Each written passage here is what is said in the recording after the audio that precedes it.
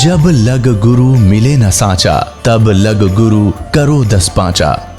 क्या गुरु बदल सकते हैं? क्या गुरु बदलने से पाप लगता है? आध्यात्म के इस मैदान में आखिर सही गुरु कौन है? गीता जी में वर्णित तत्वदर्शी संत कौन है? इन सभी प्रश्नों के उत्तर जानने के लिए अवश्य सुनिए जगत गुरु तत्वदर्शी संत रामपाल जी महाराज के मंगल प्रवचन। तब स्वामी रामानंद जी ने कहा था कि दोहु ठोर है एक तू, दोहु ठोर, वहाँ भी आप हो यहाँ भी आप हो। दोहु ठोर है एक तू, भया एक से दो, और गरीबदास हम कारणे आए हो मगजो। तुम साहेब तुम संत हो, तुम सतगुर तुम हंस, गरीबदास आपके रूप बिना और न दूजा अंश। मैं भक्त, पहले तो विद्वान पाक रहे थे, मैं ऋषि को आवे थे स्वामी रामानंद पंडित जी। फिर कहते मैं भक्त मुक्त हुआ, मेरा भरम कर्म भयो नाश, गरीबदास निज ब्रह्म तुम, यानी निज ब्रह्म यानी वास्तविक भगवान आप हो, मुझे हुआ दृढ़ विश्वास। तुम स्वामी मैं बाल बुद्धि, ब्रह्म कर्म भयो नाश, गरीबदास निज ब्रह्म तुम मोह हो गया दृढ़ विश्वास। तो पुण्यात्माओं, ये दूसरे गवाह उस कबीर भगवान के। तीसरे आदरणीय मुल्कदास साहिब जी, आदरणीय मुल्कदास साहिब जी को परमात्मा मिले। कहते हैं 100 छल छिद्र मैं करूं अपने जन के काज, और अरण्यक सपू जो मार जो मैं नरसिंह धर लूं साज। एक समय परमेश्वर कबीर जी इस धरातल पर आए हुए थे। जैसे ये क्या करते हैं परमात्मा, कई प्रकार से लीला करते हैं। ये तीन सतिथि में रह कर के अपने सभी ब्रह्मांडों को चलाते हैं, सब जीवों की संभाल करते हैं। एक सतिथि में ये सतलोक में रहते हैं अपने ओरिजिनल, अपने ही अन्य रूप में,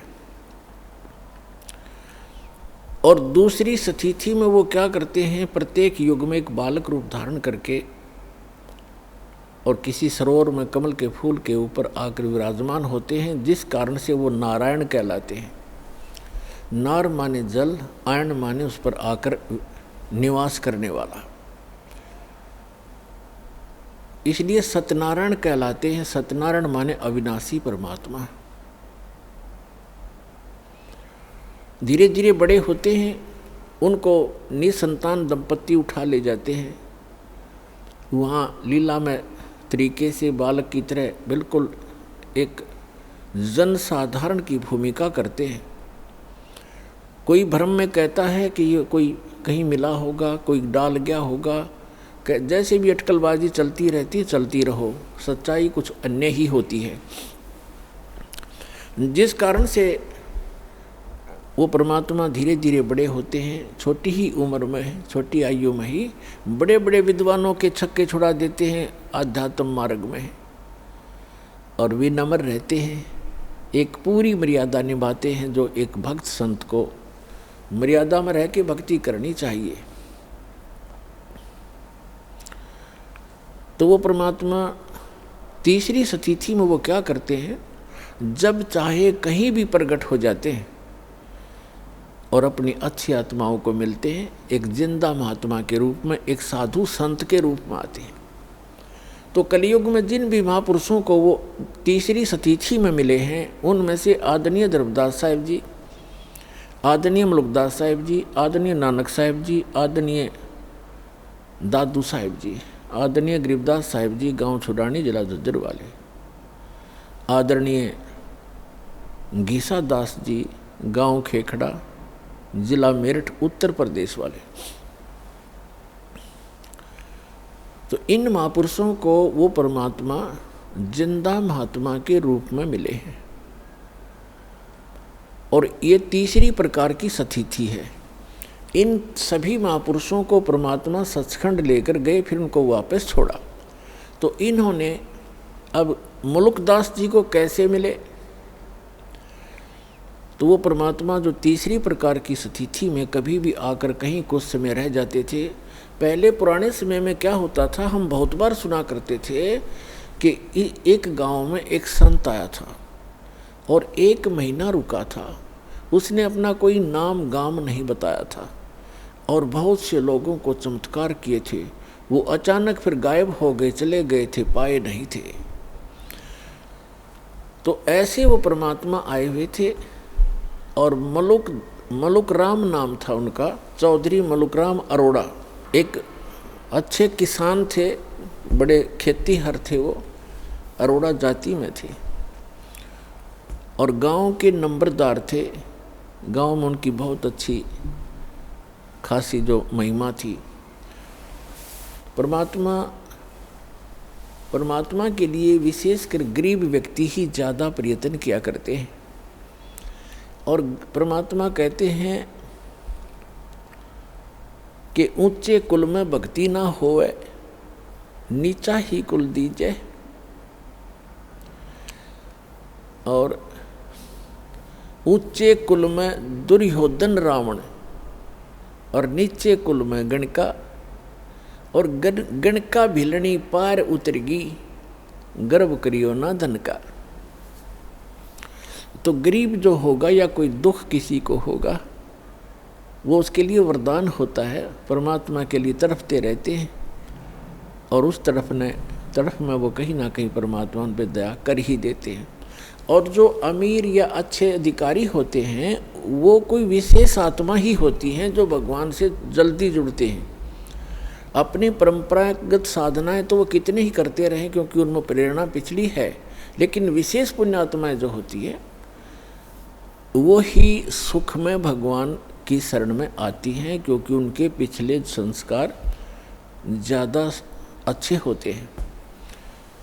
तो गरीब व्यक्तियों के घर में परमात्मा एक गांव में गए, उनके शिष्य थे, जब वो तीसरी स्थिति में साधु संत रूप में प्रकट थे। तो भक्त परमात्मा जब गुरुजी आते हैं, गुरुजी के सत्कार में समर्पित हो जाते हैं। परमेश्वर एक के घर सत्संग करने गए, अगले दिन शाम ने दूसरे ने प्रार्थना की, भगवान कल हमारे घर करना। सत्संग भी करते थे, वहाँ उनका भोजन पाते थे। तो सब ने चेष्टा हुई, सबके अंदर प्रेरणा बनी कि हमारे घर भी गुरु जी आएँ, हम भी सेवा करें अपने गुरुदेव की। ऐसे करते इस प्रकार परमात्मा ने पहले दिन एक के घर सत्संग किया, वहाँ भोजन प्राप्त किया। अगले दिन दूसरे तीसरे दिन तीसरे के। तो भक्त जब गुरुजी जाते हैं तो अच्छा भोजन बनाते हैं, अच्छा हलवा देसी घी का लगावें, वो डालें, उसके अंदर पानी महक जा पड़ोसियों तक। तो एक और परमात्मा के इस यथार्थ ज्ञान का विरोध शुरू से ही रहा है। गांव में विरोधी भी होते हैं क्योंकि परमात्मा तो एक सत साधना बताने की चेष्टा करते हैं। उस समय भ्रमित समाज वो साधनाएं कर रहा होता है जो उनको कोई सुख नहीं दे सकता, और परमात्मा चाहते हैं कि सभी मेरे बच्चे सत्साधना करें और मेरे पास पहुंच जाएं, वापस इनको फिर से वहाँ सुखी कर दूं। तो हम काल के द्वारा भ्रमित अपने ही भगवान के विरोधी बन जाते हैं। कुछ एक पड़ोसियों ने जाकर के उस नंबरदार मुल्क राम चौधरी अरोड़ा जी से कहा, जी गांव में एक ठग आया हुआ है और गरीब व्यक्तियों को लूट रहा है, रोज अच्छे माल खाता है, बढ़िया हलवा बनाते हैं, खीर बनाते हैं और चलते समय पूजा लेकर जाता है और ये करेगा बिगाड़। वहाँ रात को सत्संग करते हैं, बहन बेटियां भी जाती हैं और कोई गड़बड़ होगी गांव में, अब देख लो, संभल जाओ, उसको निकाल दो यहाँ से। अब पुण्यात्मा होते हैं, उस मुल्क राम जी के मन में ये आया कि भाई साधु संतों के साथ खसना नहीं चाहिए, प्यार से ही देखूंगा मैं वास्तविकता क्या है, फिर मैं कोई बात करूंगा। तो मुल्कदास जी ने फिर सावधानी बरती, जिधर सत्संग थे उस साइड से गलियों से निकलकर खेतों में जाने लगा। तो क्या देखा कि तीसरे दिन किसी के घर में छौंक लगा और फिर हलवे का बनाने का समय हो गया। वो निकल कर जा रहा था, उसने आई महक कि भाई हलवा तो बना रखा है। अगले दिन वो तीसरे के घर में, चौथे के घर में, तो मलुकदास ने सोचा भाई अब बात तो सचमुच है, तो रोज हलवे खावे है, देखते न्यू कौन है कैसा है। तो परमात्मा बैठे थे, ए ठगवाड़ा ठगी देश, उसको पहचान ले तो फिर हम पारे हो जाएं। हम पहचान ही नहीं पाते उस परम पिता को, हम अपनी अटकलों से उसकी डेफिनेशन बनाए बैठे हैं। अब मलुकदास ने जाकर देखा, एक सिंपल सा आदमी बैठा है, दाढ़ी मूछ बड़ी हुई है, सफ़ेद से कपड़े पहना है, गले में माला डाली है, जैसे एक साधु संत सादिक है। मलुकदास ने कहा कि ए भक्त, आप ये क्या कर रहे हो?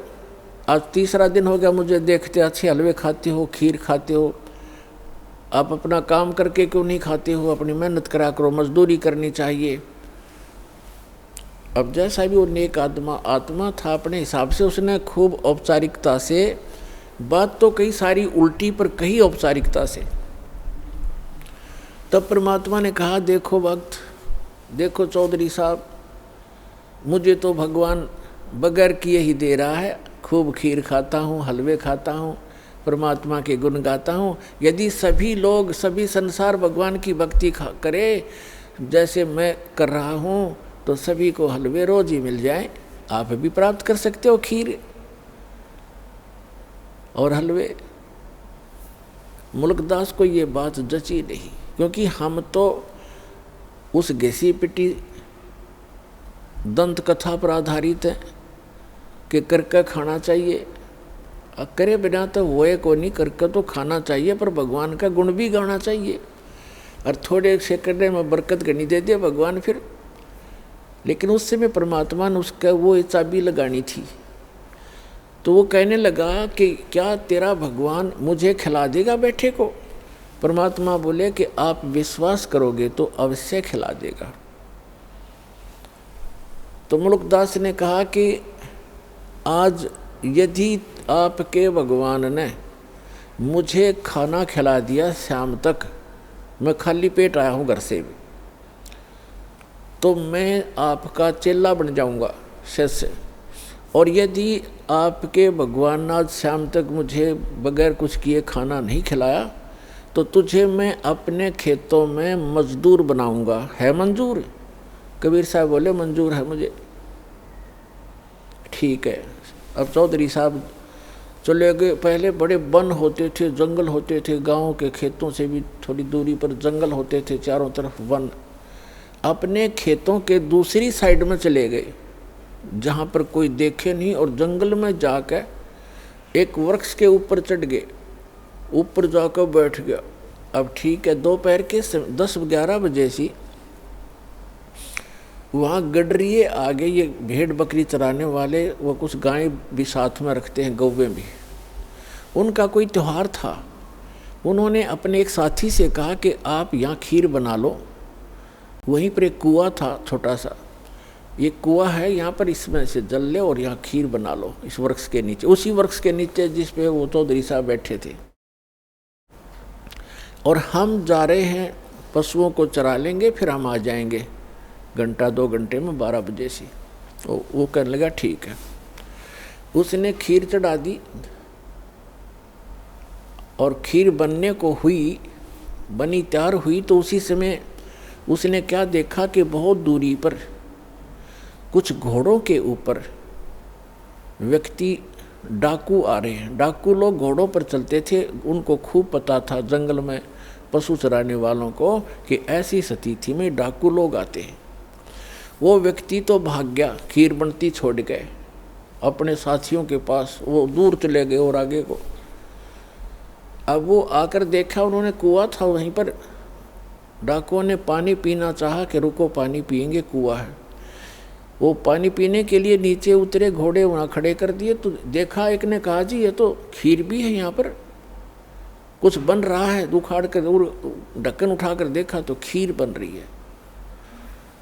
तो डाकू कहने लगे भाई अपने उस्ताद से कि उस्ताद भूख लग रही है, लगा ला 2-2 हाथ। उनमें से एक कहने लगा जी ऐसा ना हो कोई इसमें कोई डाल गया हो हमें धोखा देने के लिए, पहले इसको टेस्ट कर लें, किसी पशु पक्षी को खिला लेते हैं। उनमें से तीसरे ने कहा कि बनाने वाला यहीं छुपा होगा, कहीं भाग कहाँ गया होगा, देखो हमसे डर से छुप गया। वो इधर उधर देखने लगे, एक ने ऊपर देखा कि ये बैठा ऊपर, उससे कहा भाई नीचे आ जा तू। वो कहने लगा ना आऊँ, नीचे ना उतरूँ मैं। क्यों नहीं आवा नीचे? नीचे आना तेरे मारेंगे गोली। 5 सेकंड में नीचे आ लिया। नीचे आया तो कहन उसके वो ढक्कन के ऊपर खीर डाल दी अच्छी खूब और कहा इसको खा। वो नौका कति नहीं खाऊं। अब मुल्कदास खावे नहीं, मना करे कि मेरी तो बात बिगड़ेगी आज।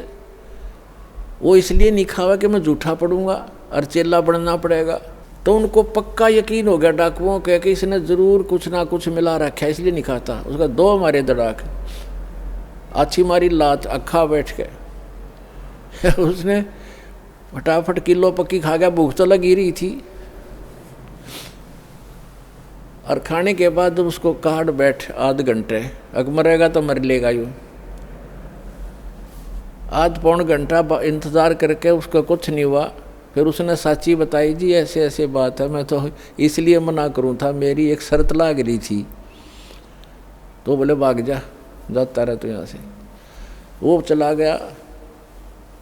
अब वो भाग लिया। अब उसने जिस समय वो कहा कि हम डाकू हैं या तो खा लेना तेरा बकल तार देंगे, तो उसको ये पता लगा तो डाकू हैं, तो अंदर से प्रार्थना की है गुरुजी मुझे बचा ले, मेरी जीवन रक्षा कर दे, मैं आपका चेला बनूंगा। एक तो जान बचाई और खीर खिलाई। अब वो सीधा पहुंचा गुरुदेव के पास, परमेश्वर के पास। वो तो जानी जान थे, सारी लीला वही करते हैं, 100 छलछीदर मैं करूं अपने जन के काज। अब जो ही मुल्कदास चौधरी आया, परमात्मा बैठे आसन पर नीचे लगा रखा। परमात्मा ने पूछा क्यों चौधरी साहब, भगवान ने करी कुछ सेवा तेरी? ने बोला जी तेरा भगवान था मर मर खीर खिलावा है। आपका परमात्मा तो मर मर खीर खिलाता है और मेरी जान बचा दी दाता आपने ना। उनका केज लगे 1 मिनट में कर दूँ काम मेरा। आपको मैंने याद किया, सारी कथा बताई। परमात्मा बोले बेटा यह भी आपके ऊपर एक रहम किया है परमेश्वर ने कि जिस कारण से आपको एक अनमोल रतन और मिलेगा। खीर तो खिलाई सो खिलाई, ये धन मिल गया। फिर उसको क्योंकि विश्वास जल्दी नहीं होता, अब तो परमात्मा ने ऐसा ज्ञान दे दिया बच्चों, बालक बालक भी समझ सकते हैं कबीर इज गॉड, ऐसे प्रमाण दास आपको दे देगा। तो इस समय के लिए वो प्रमाण बनाने थे परमात्मा ने। उन बच्चों को अपने को शरण में भी लेना था, उनका भी जन्म मरण का दीर्घ रोग मिटाना था। तो मुल्कदास जी को सचखंड लेकर गए, फिर उनको वापस छोड़ा। उसके बाद मुल्कदास जी कहते हैं जपो रे मन साहेब नाम कबीर, जपो रे मन परमेश्वर नाम कबीर। एक समय गुरु बंसी बजाई कालंदरी के तीर, एक समय गुरु बंसी बजाई कालंदरी के तीर। सुर नर मुनि जन थकत बहे वहाँ, रुक गया दरिया नीर। जपो रे मन परमेश्वर नाम कबीर। 2 दिन का झगड़ा छिड़ गया, तिनक न धरते धीर। 2 दिन का झगड़ा छिड़ गया, कोई न धरता धीर। कोई गड्ढे कोई अग्न जलावे, ढूंढा न पायो शरीर। जपो रे मन परमेश्वर नाम कबीर। अमरलोक से सतगुरु आए, काटन यमक जंजीर। अमरलोक से सतगुरु आए, काटन काल की जंजीर। दास मलूक सलूक कहत है, खोजो खसम कबीर। जपो रे मन परमेश्वर नाम कबीर। जपो रे मन साहेब नाम कबीर। अब मुल्कदास जी फिर ये कहते हैं कि जपो रे मन, उस परमेश्वर नाम कबीर का नाम जपो, उस परमात्मा ने जो मंत्र दिया उसका जाप करो। एक समय गुरु बंसी बजाई कालंदरी के तीर। कालंदरी कहते हैं यमुना को। एक समय परमात्मा मथुरा में गए। धर्मदास जी ने कहा भगवान, वो श्री कृष्ण जी के पुजारी थे। धर्मदास जी ने कहा भगवान, श्री कृष्ण भगवान थे, यहाँ गव्वें चराया करते थे और ऐसे ऐसे बहुत सी, और जमुना के अंदर नहाया करते थे। वो ऐसी बंसुरी बजाते थे, गव्वें भी खींची आ जाती थी, ग्वाल बाल भी उसको उनके मुख की तरफ देखते रह जाते थे। तो परमात्मा ने कहा ठीक है बच्चा, क्या बंसुरी बजाने से और गव्वें और ग्वाल बालों के खींचे आने से ही भगवान सिद्ध होता है? नहीं नहीं, वो तो भगवान थे, वो तो भगवान थे, लाला जी था ना। अब परमात्मा ने सोचा भी इस बोले भगत को कैसे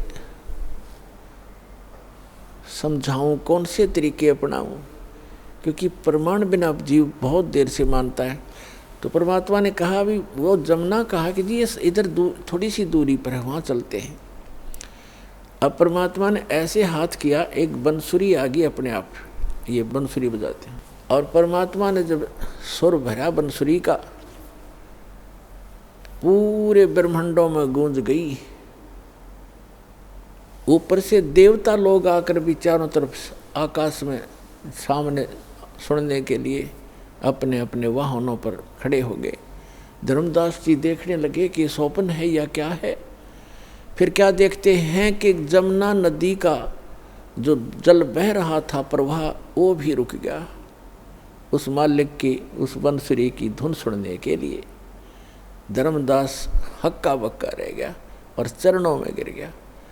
तो पुण्यात्माओं, मुल्कदास जी उस चीज का वर्णन करते हैं। एक समय गुरु बंसी बजाई कालंदरी के तीर।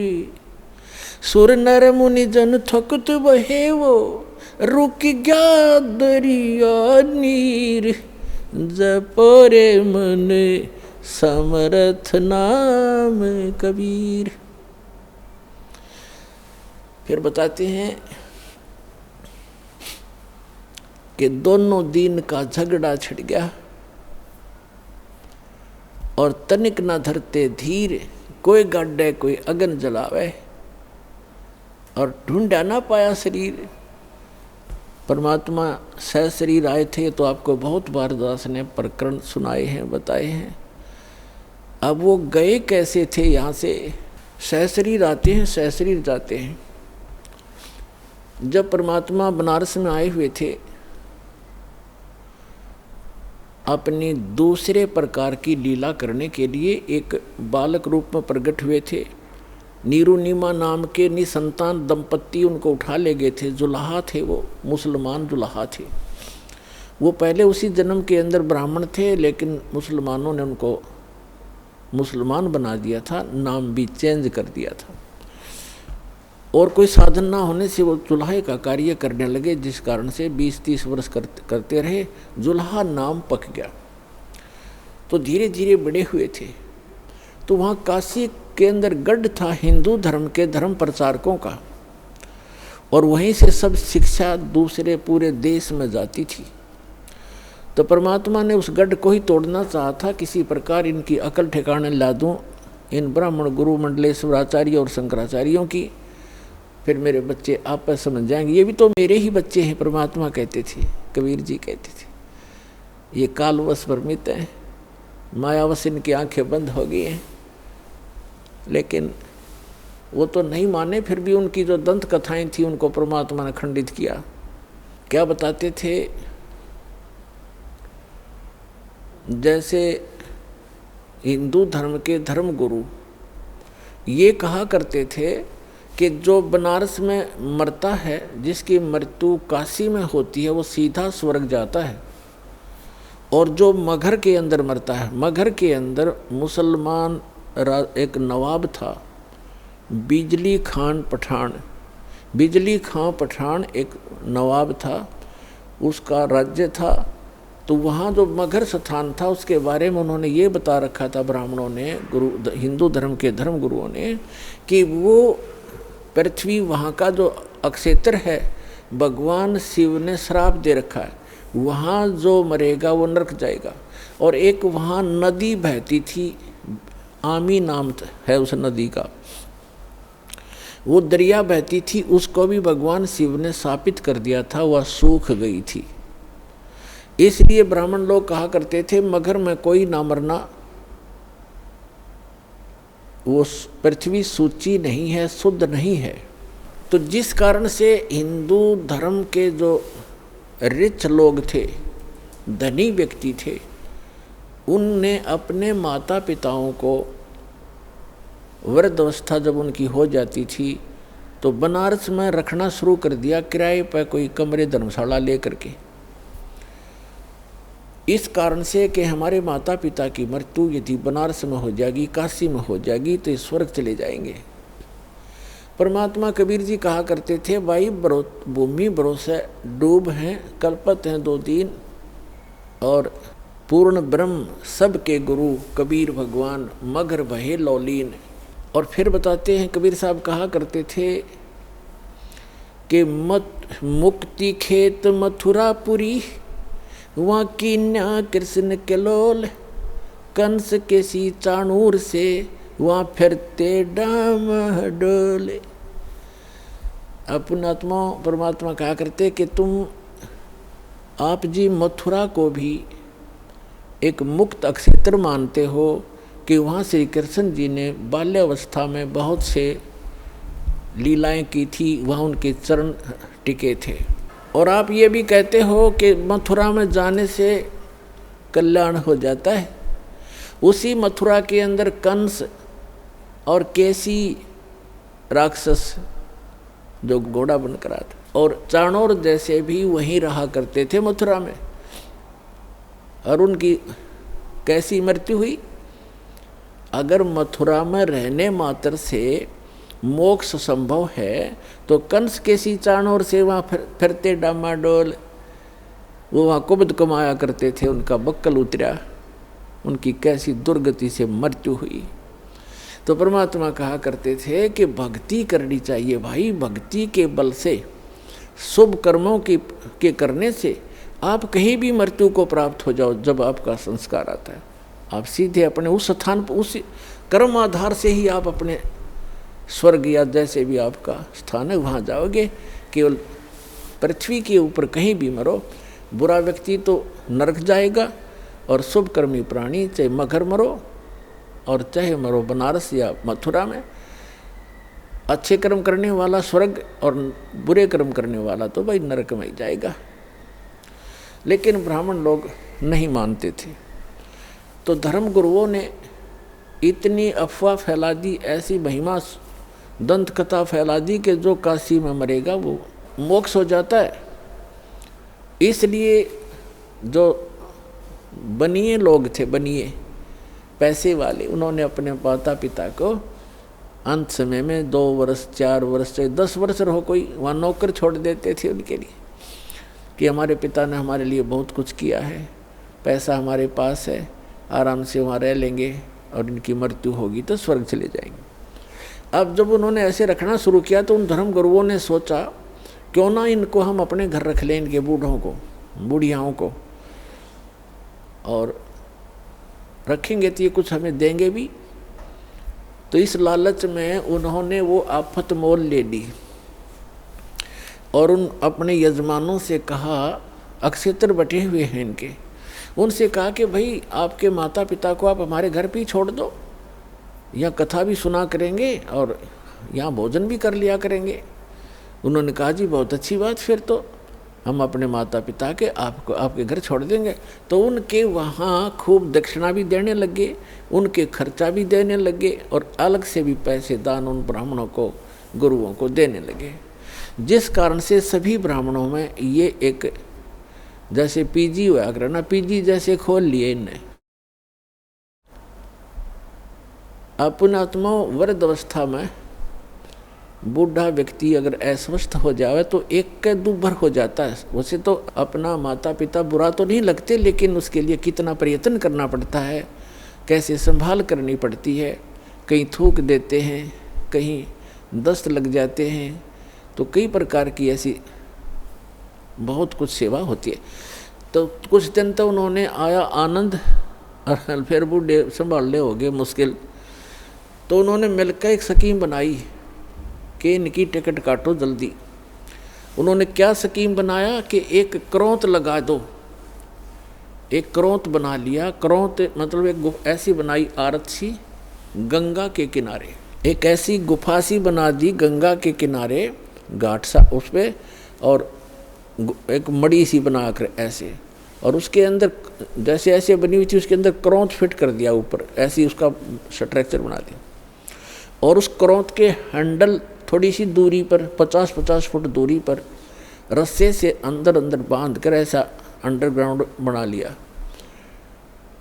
और वो दूर जाकर बैठ जाए 2 जने उसको हैंडल करने वाले, ऐसे जंगल सा बहुत जड़े से उसमें झाड़ से थे वहाँ पर। तो वो क्या कहते हैं कि जो उन्होंने एक अफवाह फैला दी कि जो गंगा के किनारे अपनी क्रोध से गर्दन कटवाएगा वो सीधा स्वर्ग, शीघ्र स्वर्ग जाएगा। जो शीघ्र जाना चाहता है स्वर्ग, उसके लिए परमात्मा ने एक क्रोंत भेजना शुरू कर दिया। क्रोंत माने लकड़ी काटने का आरा, वो इतने लंबे लंबे दांतों वाला, ऐसे दोनों हाथों से दूर दूर से पकड़ कर चलाते हैं, ऐसा क्रोंत बोलते हैं उसको। तो भी बुढ़ापे में आप भी दुखी हो लेते हैं। उन्होंने अपने बच्चों से कहा, बेटा हमारा तो समय आ चुका है, हम भी दुखी हैं शरीर में, कभी आंखें दर्द कर रही हैं, कभी भड़क हो जाती है, और कभी कोई ना कोई समस्या शरीर में बनी ही रहती है। और ऐसे गुरुजी बता रहे हैं कि भगवान की तरफ से क्रोंत आता है और उससे जो गर्दन कट जाए, उससे गर्दन काटेंगे और सीधा स्वर्ग चले जाएंगे। और उन्होंने बताया कि पीड़ा नहीं होती, बहुत शीघ्रता से काम बन जाता है झटके की तरह। तो सब ने धीरे धीरे उन्होंने अब अपने बुजुर्गों ने अपने बच्चों से प्रार्थना की, बेटा हम तो मृत्यु के निकट हैं और हमें जाने दो। तो बच्चे फिर मना कैसे करें, जब भगवान की तरफ से ऐसा कोई व्यवस्था होगी है तो अच्छी बात है। और पिताजी भी चाह रहे हैं, तो उन्होंने कर दिया वो शुरू अथा कसाई वाला। अब वो डेला गए गर्दन कटवाने वहाँ पर। अब वो आवाज़ लगा देते थे, हे परमात्मा क्रोंत भेजियो, उसकी लिटा के नो नीचे को मुँह करके, हे परमात्मा क्रोंत भेजियो, और उसके पीछे थे ऐसे स्थान पर सेट करते थे, सीधा उससे निकल कर आता वो, और नीचे उस रस्से होते थे उनको 2 बार ऐसे कर देते, कच्च दही कर देता, और फिर उसको घुमा देते, वो ऊपर फिट हो जाता, दिखता भी नहीं उनको तो। और कौन देखे था अंदर जा कर के, तो निकाल ले गए वो, फिर उठाकर वहीं सभा कर दें। फिर उनकी मृत्यु के उपरांत वो गुरुजी फिर ये करो वो करो, फंड करो, वो न्यारी दक्षिणा, और उसकी विशेष टिकट लगा दी उन्होंने कि 100 रुपये लगते हैं। जब क्रोंत आता है, हमने पूजा करनी पड़ती है, तब क्रोंत आता है ऊपर से। अब उस समय के 100 रुपये आज के 10 लाख के बराबर हैं। तो वो भी स्वीकार किया। परमात्मा कहा करते, भाई काशी करवत लेत हैं आन कटावें शीस और बन बन भटका खात हो, यूं मिले नहीं जगदीश। परमात्मा के मिलने की जो तरीका है साधना वो हमारे पास है, उस विधि को अपनाओ, आपका कल्याण हो जाएगा। इस भ्रम का निवारण करने के लिए परमेश्वर कबीर जी ने बहुत सी कथाएं सुनाई, बहुत से प्रवचन किए, वाणी सुनाई, पर नहीं हमारे गले उतरी नहीं। एक मगध राज्य का एक बिजली खान नाम का पठान था, वहाँ का नवाब था वो। एक समय क्या हुआ कि मगध क्षेत्र में सूखा गिर गया, अकाल गिर गया। उन्होंने, क्योंकि वहाँ मगध नगर है एक छोटा सा, पहले बस्ती जिला था उत्तर प्रदेश में, गोरखपुर से 25 किलोमीटर उरली साइड में बस्ती की तरफ आती हुई। अब उसके नाम ही संत कबीर नगर जिला रख दिया गया है। एक छोटा सा नगर है, मगध नगर है छोटा सा, जैसे बरवाले से भी छोटा। तो वहाँ सूखा गिर गया, उसमें हिंदू भी इतने ही हैं, मुसलमान भी बराबर की, दोनों आधी आधी आबादी है उनकी संख्या।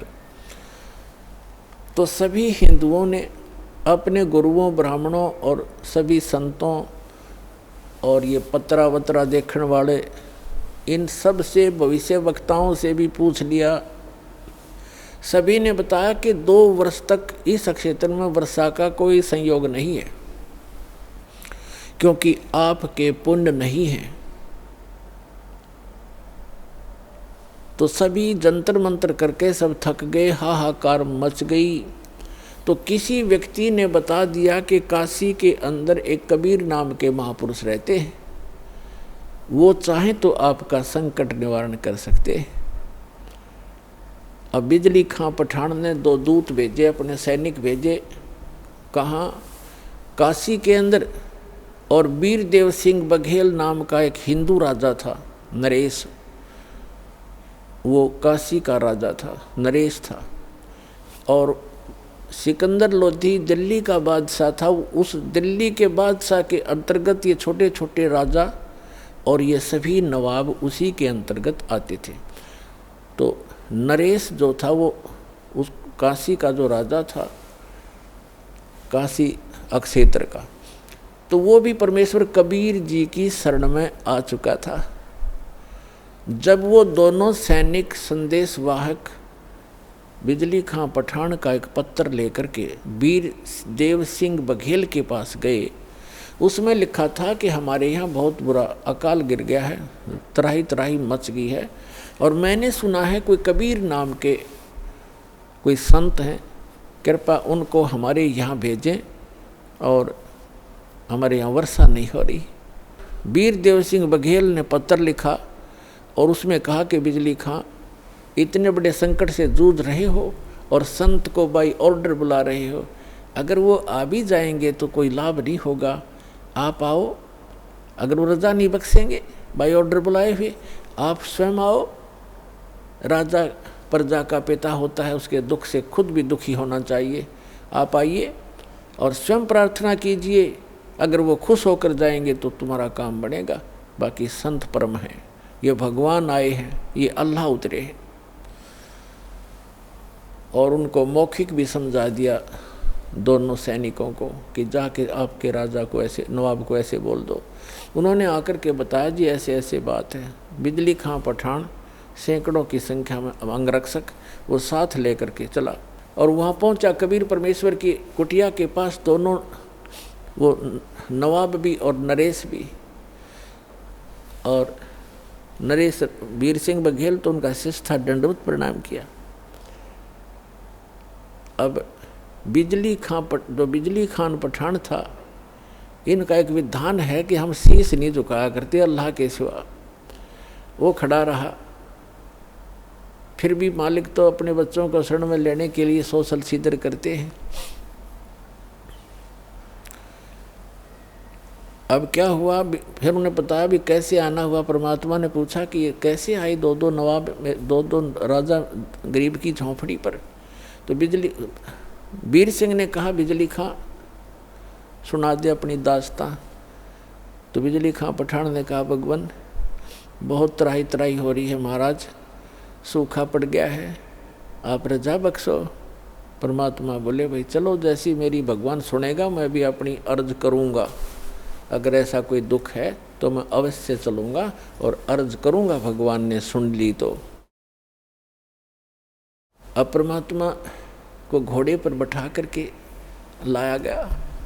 आगे क्या देखा कि गोरखपुर जो है, वहाँ एक टीला है गोरखनाथ जी का। और इन संतों में एक खासियत होती है कि वो इस बात से, अब जैसे शरीर छोड़ गया संत, अब इनकी मुक्ति तो होती नहीं, ये यहीं धक्के खाते रहते हैं। कोई पितर बन गया, कोई भूत प्रेत रूप में। और जो पितर टाइप हो जाते हैं वो शरीर अपना अन्य जो अच्छी कुछ थोड़ी बहुत भक्ति पूर्वजन्म की या वेदों तक की साधना कर लेते हैं, वो कभी भी शरीर में प्रकट हो जाते हैं, दिखाई भी दे जाते हैं और फिर अंतर्ध्यान हो जाते हैं। तो गोरखनाथ ने सोचा, अकाल तो ये गिरना ही गिरना है। यदि कोई संत आया और यहाँ आकर के उसने कोई जंतर मंत्र करके कोई थोड़ा बहुत छड़का करवा दिया तो तेरी महिमा कम हो जाएगी। अब गोरखनाथ, एक तालाब, एक सूखी तलैया थी, छोटी सी जोड़ी खेतों में होती है, थोड़ा सा पानी आ जाए, वर्षा हो जाए तो उसमें 5-4 महीने का जल उसमें भर जाता है, थोड़ा ही होता है वो क्षेत्र। छोटी तलैया उस सूखी पड़ी थी, उसके किनारे वृक्ष के नीचे अपना वो त्रिशूल गाड़ के बैठा, ऐसे आसन पदम लगा के। परमात्मा ने गोरखनाथ को देखा, अरे साधु महात्मा आए हैं, बिजली खां रोको, घोड़े को रोको। रोका। कबीर साहब नीचे उतरे, प्रणाम किया, प्रणाम नाथ जी। नाथ जी बोले प्रणाम। तो कबीर परमात्मा ने कहा कि बिजली खां, अरे आपके नगर में देखो कितने महापुरुष बैठे हैं, ये जो चाहे सो कर सकते हैं, अर्ज करो इनसे। बिजली खां पठान ने कहा, महाराज जी ऐसे ऐसे बहुत बुरा हाल हो गया, त्राही त्राही मच गई है, और कुछ दया करो, जल की व्यवस्था करो, वर्षा करवाओ। गोरखनाथ जी उठे, त्रिशूल उठाया, उस जोड़ी सूखी तालाब के बीच में जाकर त्रिशूल मारकर ऐसे निकाल दिया। उसमें से एक फुहारा निकला पानी का, और देखते ही देखते वह तलैया पानी की भर गई, वह जोड़ी। और परमात्मा कबीर साहब ने कहा, देखो भाई देखो, कमाल हो गया, अरे देखो ये तो खुद भगवान उतरे हैं, और आपका देखो कैसे इन्होंने पानी पानी कर दिया, वो बन गया काम आपका, देखो। अब बिजली खां पठान ने कहा, महाराज जी ये तो शाम तक का भी पानी नहीं, हमारे पशु भी नहीं छिक सकते, तो अर्ज करो महाराज जी, जब इतना कर सकते हैं नाथ जी तो और भी कर देंगे कृपा। तब उसने बिजली खां पठान ने कहा, मालिक ए नाथ जी, हे महाराज जी, वर्षा हो तो बात बने, इस एक तालाब से बात चलेगा नहीं काम, ये तो शाम तक के पीने पीने का भी नहीं काम बनेगा। तब नाथ जी कहते हैं कि इस क्षेत्र में 2 वर्ष तक वर्षा होने के कोई योग नहीं है, ये तो मैंने अपने कोटे से तुम्हें ये जल दिया है, इससे आगे मेरे बस की बात नहीं है, और कोई और हो तो खोज लो उसको।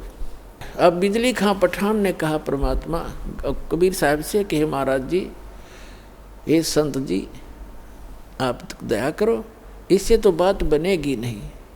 तो जहाँ गोरखनाथ बैठे थे उससे 100-200 फुट पर, उधर जंगल वन बहुत होते थे, उसमें वृक्ष बहुत होते, 100-200 फुट की दूरी पर एक वृक्ष के नीचे परमात्मा बोले, भाई मैं यहाँ बैठता हूँ और परमात्मा में धुन लगाता हूँ और अर्ज करता हूँ भगवान से, और आप अपने घर जाओ, मेरी अर्ज सुनेंगे तो वर्षा हो ही जाएगी।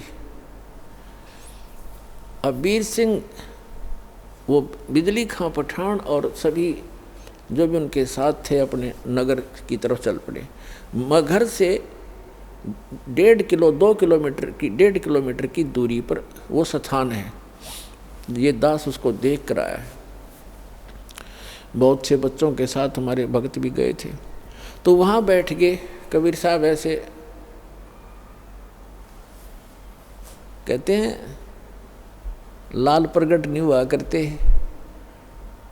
ऐसे भोले से बनकर जैसे भगवान से अर्ज कर रहे हैं। धुन लगा रखी है, धुन, भगवान में धुन लगाई, और मुश्किल से वो आधा किलोमीटर गए होंगे बिजली खां पठान और उसके सारे सैनिक से। इतनी जबरदस्त घटा उमड़ कर आई और मूसलधार वर्षा होने लगी। बोल सतगुरुदेव की जय हो, कबीर भगवान की जय हो।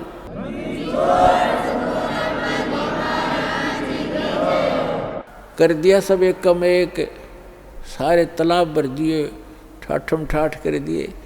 अब बिजली खां पठान सारा नगर उठ के आ गया। अरे गोरखनाथ तब आ गया जब कि यो तो तेरी बेइज्जती और करड़ी होगी, कहीं नो ना पता लग जा मैं गोरखनाथ हूँ। अब वापस आगे सारे उमड़ कर आध घंटा वर्षा हुई नो, जबरदस्त एक कम एक कर दिया, भर दिए सब तालाब तलैया, बड़े बड़े तालाब भी भर दिए। तब सभी आगे कि महाराज ने ऐसे महापुरुष आए हैं, चरणों में पड़ गए और कहा भगवान घर चलो, हमारे घर चलो, वहाँ नगर में चलो।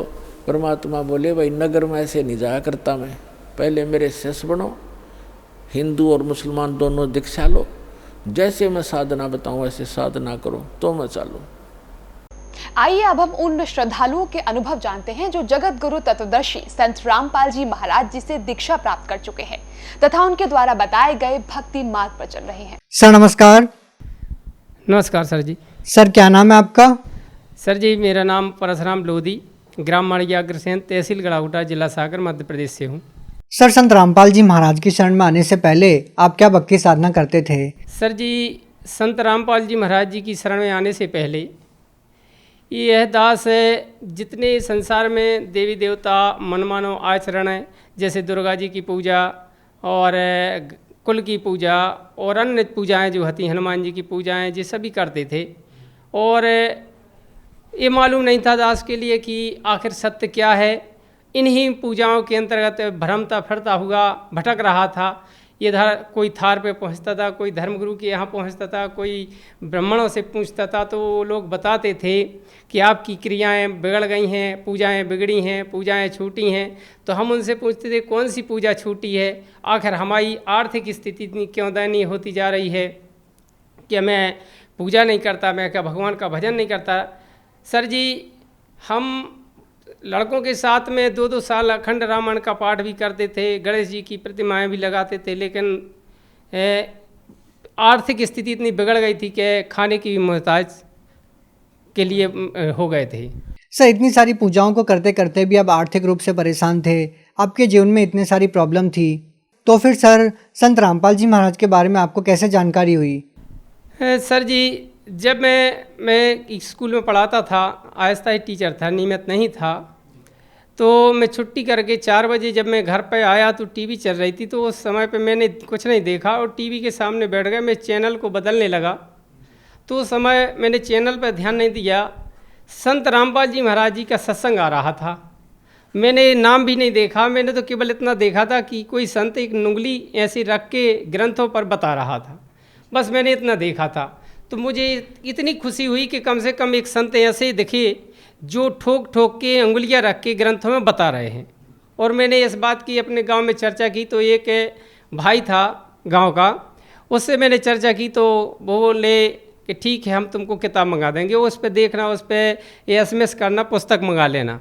सर आपने अपने जीवन में बहुत सारे संतों के सत्संग सुने, जितनी भी आपने पूजाएं की, बहुत सारे संतों के टीवी के माध्यम से भी आपने सत्संग सुने, तो क्या संत रामपाल जी महाराज के अलावा कोई भी संत सदग्रंथों को खोल के कोई नहीं दिखाता? नहीं सर जी, कोई भी संत किसी भी सदग्रंथ को खोल के नहीं बताता था, केवल अपने मनमानो आचरण बताते थे और उन्हीं पर विश्वास रखते थे। लेकिन जब सच्चाई का पता चला कि संत रामपाल जी महाराज एक एक सदग्रंथ को खोल के बता रहे हैं, तो इस बात के लिए मैंने खोज की। तो लड़का बोला हमारे गांव का, कहले हम तुमको पुस्तक दे देंगे। तो कल दूसरे ही दिन, तीसरे दिन हमारे पास वो ज्ञान गंगा पुस्तक आ गई। तो सर क्या आपने उस पुस्तक को पढ़ा और क्या आपने संत रामपाल जी महाराज से नाम दीक्षा ली? हाँ सर जी, जब संत रामपाल जी महाराज की कृपा ऐसी हुई कि वो पुस्तक बिन मांगी हमारे पास आ गई और मैंने उस पुस्तक को पढ़ा। जी हुई मैंने 1-2 पृष्ठ पढ़े तो मुझे ऐसा लगा कि ये इसमें कोई हटके है, तो मैंने उस पुस्तक को रख दी और वो पुस्तक 6 माह रखी रही। 6 माह रखी रही तो मैंने एक चर्चा की अपने साथियों से कि मैंने एक पुस्तक मंगाई है, वो पुस्तक में ऐसी ऐसी बातें लिखी हैं। तो सर जी संत रामपाल जी की महाराज की कृपा से उसने कहा कि मुझे पुस्तक देना। मैंने उसको पढ़ने के लिए पुस्तक दे दी। उसने वो गीता पढ़ी थी, तो उसने 3 दिन में पुस्तक पढ़ के हमसे कहा आप पहले गीता पढ़ो फिर इस ज्ञान गंगा से मिलाना, इसमें जो भी लिखा है वो सत्य लिखा है। यह बात मेरे को अटक गई और मैंने उस ज्ञान गंगा को जब पुस्तक को पढ़ा तो मैं तो अचंभित हो खा के रह गया कि वास्तव में ये सच्चाई क्या है। सर, जो साधनाएं, जो पूजाएं आप अपने बचपन से करते आ रहे थे और आज आप उन साधनाओं को कह रहे हैं कि वो शास्त्रों के विरुद्ध थी, और जब आपने ज्ञान गंगा पुस्तक को आपने पढ़ा तो आपको लगा कि जो भी बातें संत रामपाल जी महाराज जी बताते हैं वो वेदों और गीता में हूबहू लिखी है। तो सर, आपने जो पहले धर्मगुरुओं के सत्संग सुने थे और संत रामपाल जी महाराज द्वारा लिखित ज्ञान गंगा पुस्तक आपने पढ़ी, तो सर उनमें आपको क्या भिन्नता लगी? तो सर जी ज्ञान गंगा पुस्तक में ऐसी बातें मिली जो संत रामपाल जी महाराज जी ने अर्थ सहित उसमें प्रमाण सिद्ध करके दिखाया कि जिन पूजाओं को तुम कर रहे हो, जिनको भगवान मान रहे हो, इनसे कोई लाभ होने वाला नहीं है, ये पूजाएं व्यर्थ हैं। और उन सदग्रंथों में प्रमाण और सिद्ध करके दिखा दिया कि आपको इससे कोई लाभ होने वाला नहीं। तो उसमें मूर्ति पूजा करना, भूत पूजा करना और अन्य देवी देवताओं की पूजा करना और उनके सामने क्षमा याचना मांगना कि हमारा ऐसा काम बन जाए, ऐसा काम बन जाए, ये सब कोई लाभ नहीं था इनसे। तो सर जी जब इस प्रकार की सिद्ध प्रमाण सहित मुझे ये ज्ञान मिला तो मैं तो अचंभित होकर रह गया कि अभी तक हमने अपनी ज़िंदगी में ये पहली बार ज्ञान मिला और पहली बार ये सत्य प्रमाणित मिला। तो मैं सर जी अचंभित खा के रह गया कि अभी तक मैं व्यर्थ पूजाएं में बिता रहा और मेरे पूर्वज भी इसी पूजा को करते करते ना जाने भूत बन के कहाँ भटक रहे होंगे। मैं बचपन से ही रामायण का पाठ करता आया हूँ, तो मुझे एक ये चौपाई याद आई कि अरण्य कांड दोहा नंबर 14 का चौपाई नंबर 8वीं में राम ने लक्ष्मण ने जब पूछा कि इस मृत्युलोक में आवे के बाद इस जीव को सदा सुखी कैसे होगा, यह रहस्य बताइए, इस जीव का भेद बताइए। तो राम ने उत्तर दिया, कहे तात सो परम विरागी।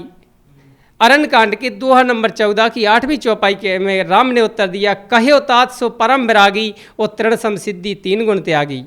राम ने कहा कि लक्ष्मण जी, यदि कोई सच्चा सुख प्राप्त करना चाहता है जीवात्मा, तो उसके लिए त्रिणका के समान सिद्धि और 3 गुण, सिद्धि का अर्थ दुर्गा और 3 गुण रजोगुण ब्रह्मा, सतोगुण विष्णु, तमोगुण शिव जी, इनसे दूर जो हो जाएगा उसके लिए सदा सुख मिल सकता है। तो सर क्या यही कारण है कि जो भी संत रामपाल जी महाराज से नाम दीक्षा लेता है उनको सुख होने प्रारंभ हो जाते हैं? हाँ बिल्कुल।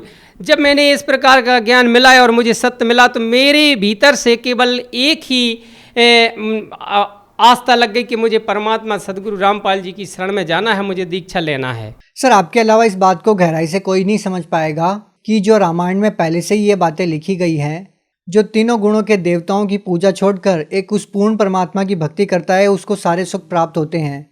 तो सर हम आपसे जानना चाहते हैं, संत रामपाल जी महाराज से नाम दीक्षा लेने के बाद जैसा आपका मानना है कि शास्त्रों अनुकूल साधना करने के बाद आपको क्या क्या लाभ मिला? तो शास्त्र अनुकूल जब संत रामपाल जी महाराज जी ने शास्त्र अनुकूल साधना बताई और उनकी शरण में गया, दीक्षा ली, तो सर जी लाभ तो उसी दिन से मिलना शुरू हो गए थे। जैसे कि नशा करता था, बीड़ी भी पीता था, तम्बाकू भी खाता था और कभी कभी ड्रिंक भी कर लेता था, लेकिन जब परमात्मा की शरण में गया उसी दिन से उस तरफ तो मुझे तो घृणा होने लगी और बास देने लगी नशीली वस्तुएं, तो मैं तो किसी हाथ भी नहीं लगाता। सर इसके पीछे क्या कारण है कि संत रामपाल जी महाराज से नाम दीक्षा लेते ही जो पहले वो नशा करते हैं उनसे उनको घृणा हो जाती है? सर जी जब संत रामपाल जी महाराज जी के ज्ञान को जो समझ लेता है तो उस समझ में इतना आ जाता है कि संत रामपाल जी महाराज ही एक ऐसे संत हैं जो पूर्ण संत और पूर्ण भक्ति और पूर्ण ब्रह्म परमात्मा की कराते हैं, जिसके कारण इतनी ताकत है उस मंत्र में, जो मंत्र गुरुजी देते हैं उस मंत्र में इतनी ताकत है कि नशा तो ठीक है, इस संसार की कोई भी दुर्व्यसनु वस्तु पास में भी नहीं आ सकती। अरे आएगी तो आपको दर्द होने लगा, आपको घृणा होगी, आप दूर भाग जाएंगे उससे। इतना डर भय बन जाता है सच्चाई का। और लाभ तो बहुत से हुए हैं, जैसे कि सर जी मैंने बताया कि बचपन में मैं बहुत दुखी था। मेरे परिवार में कोई ऐसी व्यवस्था नहीं थी कि मैं सदा सुखी पढ़ सकूं या कोई कार्य कर सकता हूं। तो मैं 1-2 किलो आटा गेहूं ले करके भरण पोषण करता था और यही सोचता था कि परमात्मा ने अब मजदूर बनाया है तो मजदूरी तो करना पड़ेगी। लेकिन जब परमात्मा सदगुरु रामपाल जी महाराज जी की शरण में आया तो मैं पहले भी वही काम करता था और अभी भी वही काम करता हूँ। लेकिन पहले बचत नहीं होती थी, कोई ना कोई कहीं ना कहीं हम फंसे ही रहते थे, छोटी बनी रहती। लेकिन जब संत रामपाल जी महाराज जी की कृपा हुई और उनके बताए अनुसार शास्त्र अनुकूल भक्ति की नियम और मर्यादा में रहा तो परमात्मा की कृपा से, सदगुरु रामपाल जी महाराज की कृपा से आज परमात्मा ने एक मोटरसाइकिल दे दी और एक मकान बनवाना था, एक कमरा बनवाना था। तो मैंने संत रामपाल जी महाराज जी से प्रार्थना की कि हे मालिक, एक दास को कमरा बनवाना है, आपकी मदद। तो परमात्मा ने, सदगुरु रामपाल जी महाराज जी ने ऐसी कृपा की कि एक के बदले 4 कमरे बनवा दिए और जो हम नहीं सोचते थे आज बहुत बड़ा मकान भी है। और मेरे परिवार में जो बच्चे हैं और जो परिवार है सदा सुखी है और कोई चीज़ की कमी नहीं। और दास को परमात्मा के सिवाय कुछ नहीं चाहिए, केवल परमात्मा की भक्ति चाहिए बस। सर और कोई लाभ? और लाभ तो भगत जी बहुत हुए हैं। एक बार क्या हुआ, इस सागर से आ रहा था तो जंगल की एक रास्ता है अपने गांव के लिए, तो शाम का टाइम होगा तो गाड़ी थोड़ी मद्दी लाइट फेंक देती थी तो अंधेरा लग गया था और मैं अकेले के कारण में थोड़ी तेज़ गति से चल रहा था। तो ना जाने बीच रास्ते में, बीच रोड पर एक बहुत बड़ा पत्थर एकदम टकरा गया। कहाँ से आ गया ये मुझे मालूम नहीं। जब वो गाड़ी उसमें घली तो मैं पूरी गाड़ी अत पर फेंक गई। तो मुझे केवल इतना ही याद है कि मैंने यही कहा कि हे बंदी छोड़ सदगुरु रामपाल जी महाराज, आप क्या होगा। तो मेरी गाड़ी कम से कम 8-10 फुट आगे गिरी, सीधी की सीधी और चली आई। और जब घर के थोड़ी आधा किलोमीटर से और कम पास दूर रहा उस समय वहाँ पे बल्ब बुझ गया। मैंने देखा तो पूरी हंडी फूटी थी और बल्ब बिखरे थे और वहाँ से अंधेरे में हम आ गए। और हम जब घर पे आए तो हमें रोने आ गया कि आज परमात्मा ने मेरे घर तक पहुँचा दिया।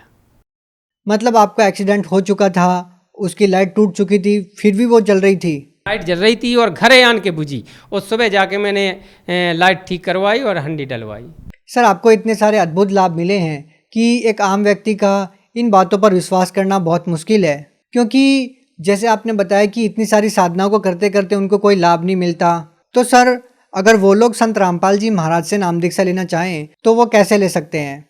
सर जी, संत रामपाल जी महाराज जी से दीक्षा लेने के लिए आज फ़ोनों पर, यूट्यूब पर, फेसबुक पर और जो पुस्तकें गांव-गांव पहुंच चुकी हैं या भगतों के पास रखी हैं, तो जो भी जगत भाई यदि नाम दीक्षा लेना चाहता है तो बहुत सुविधा है कि आप पुस्तक में लिखे नंबर पर या यूट्यूब पर या भगत से संपर्क करके सभी ज़िलों में नामदान केंद्र खोले गए हैं संत रामपाल जी महाराज की कृपा से। और वहां जाकर निःशुल्क नाम दीक्षा लेकर अपनी इस मानुष्य देह को धन्य कर सकते हैं और अपना मोक्ष प्राप्त करा सकते हैं। बहुत बहुत धन्यवाद सच साहेब।